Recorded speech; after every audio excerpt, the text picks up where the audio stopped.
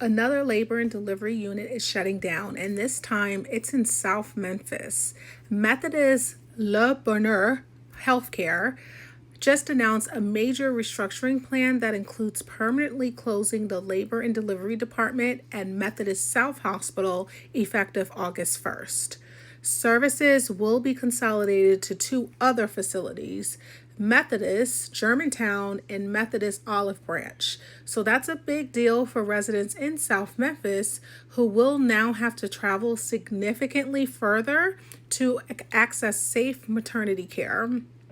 But at the same time, the system is laying off about 161 employees, roughly 1% of its 12,000 person workforce. Around 80 of these workers may be placed in other roles, but the rest will be offered severance and job transition assistance. The changes are part of their broader path forward plan, planning, alignment, transformational, and high performance.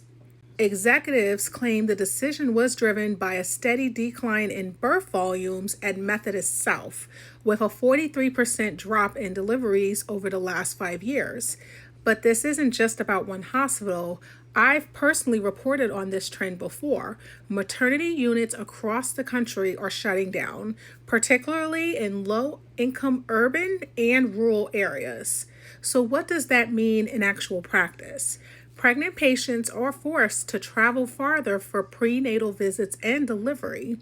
Emergency departments, like the one that will remain open at Methodist South, aren't equipped to provide comprehensive maternity care. So that leads to delayed treatment, more complications, and worse maternal outcomes, especially for Black and Brown communities that already face disproportionate risks during childbirth. This is one more example of how health systems are being reshaped through corporate efficiency models. But cutting essential services in vulnerable areas doesn't just streamline, it destabilizes.